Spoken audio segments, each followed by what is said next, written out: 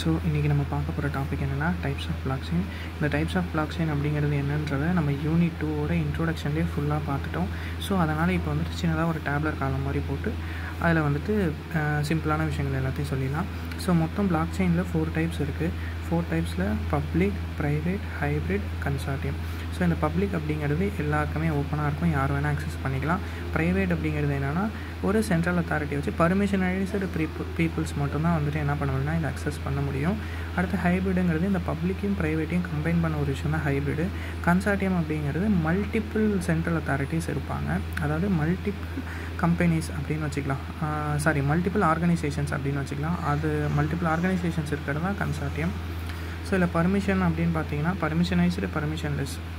இப்போ பப்ளிக் அப்படிங்கிறது பர்மிஷன்லெஸ். ஏன் அப்படின்னாக்கா இதை யார் வேணால் ஓப்பன் பண்ணிக்கலாம், எல்லாராலையும் வந்துட்டு லெஜரை ரீட் பண்ண முடியும், எல்லாருக்கும் இது ஓப்பனாக தான் இருக்கும். ஸோ இதை நம்ம வந்துட்டு பார்க்கணும் அப்படின்னா யார்கிட்டையும் பர்மிஷன் வாங்கணும்னு அவசியம் இல்லை.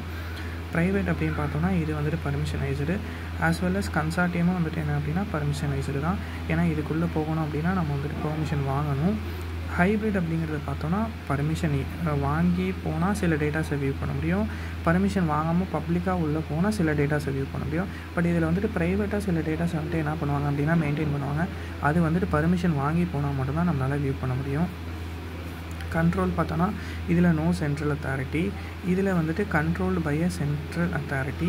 ஸோ அதாவது பப்ளிக்கில் மட்டும்தான் சென்ட்ரல் அத்தாரிட்டி இருக்க மாட்டாங்க, மிச்சம் 3த்துலேயுமே வந்துட்டு இருப்பாங்க. பட் ஆனால் இதில் என்ன ஒரு டிஃப்ரென்ஸ்னால் கன்சார்டியமில் மல்டிபிள் சென்ட்ரல் அத்தாரிட்டிஸ் இருப்பாங்க. அடுத்து மெயின் அட்வான்டேஜஸ் அப்படின்னு பார்த்தோன்னா பப்ளிக்கை பொறுத்தவரை இண்டிபெண்டன்சி, ட்ரான்ஸ்பரன்சி. அதாவது இண்டிபெண்டன்சினா நம்ம வந்துட்டு யார் வேணால் உள்ளே வரலாம், யார் வேணால் வந்துட்டு லெஜரை ரீட் பண்ணலாம். ஸோ இது வந்துட்டு ட்ரான்ஸ்பரன்சியாகவும் இருக்கும், எந்த டேட்டாவும் ப்ரைவேட்லேயோ இல்லை வந்துட்டு வியூ பண்ண முடியாமலும் இருக்காது, எல்லாருக்குமே வந்துட்டு எல்லா டேட்டாவும் வியூ பண்ண முடியும். ப்ரைவேட்டை பொறுத்த வரைக்கும் பர்ஃபார்மன்ஸ் சூப்பராக இருக்கும், ஸ்கேலபிலிட்டியும் இருக்கும். ஏன்னா வந்துட்டு இங்கே எத்தனை நோட்ஸ் உள்ளே இருக்குன்றதை நம்மளால் கேல்குலேட் பண்ணிக்க முடியும். அதனால் வந்துட்டு பர்ஃபார்மன்ஸும் பார்த்தோன்னா அதாவது கம்மி லெவலாக தான் இருப்பாங்க. ஸோ அதனால் பர்ஃபார்மன்ஸும் சூப்பராக இருக்கும். நெக்ஸ்ட்டு ஹைப்ரிட் பார்த்தோம் அப்படின்னா பர்ஃபார்மன்ஸ் லோ காஸ்ட்டு. இதோட பர்ஃபார்மன்ஸும் சூப்பராக இருக்கும், அதே சமயம் இது லோ காஸ்ட்டும் கூட. நெக்ஸ்ட்டு கன்சார்டியம் அப்படின்னு பார்த்தோம்னா பர்ஃபார்மன்ஸ் செக்யூரிட்டி. இதில் வந்துட்டு செக்யூரிட்டி ப்ளஸ்ஸாக ரொம்ப பெரிய அட்வான்டேஜ் வந்துட்டு செக்யூரிட்டி. ஏன்னா இதில் செக்யூரிட்டி வந்துட்டு ரொம்ப ஹையாக இருக்கும், பர்ஃபார்மன்ஸும் வந்துட்டு ஹையாக இருக்கும். அடுத்தது டிஸ்அட்வான்டேஜஸ் பார்த்துடலாம்.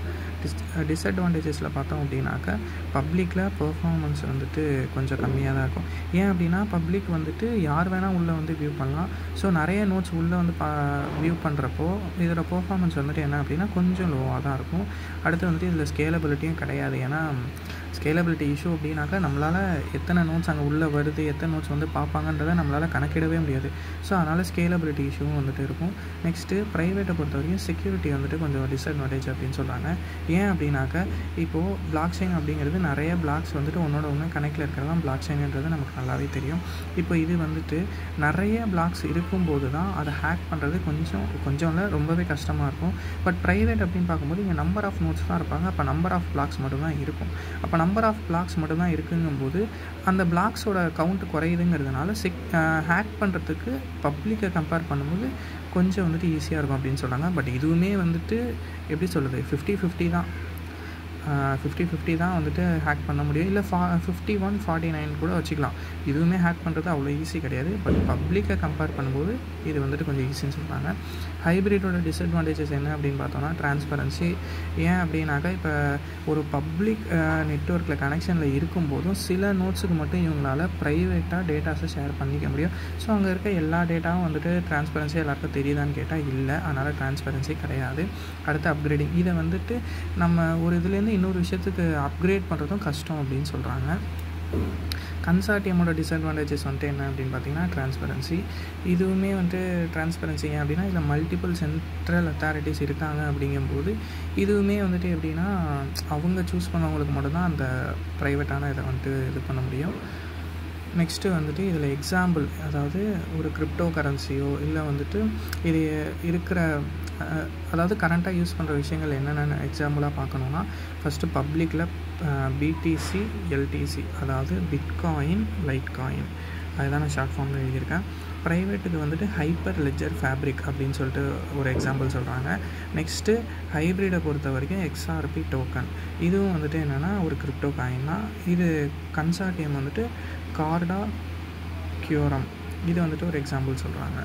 ஸோ நம்ம முன்னாடியே வந்துட்டு டைப்ஸ் ஆஃப் பிளாக் செயின் பார்த்தாச்சு.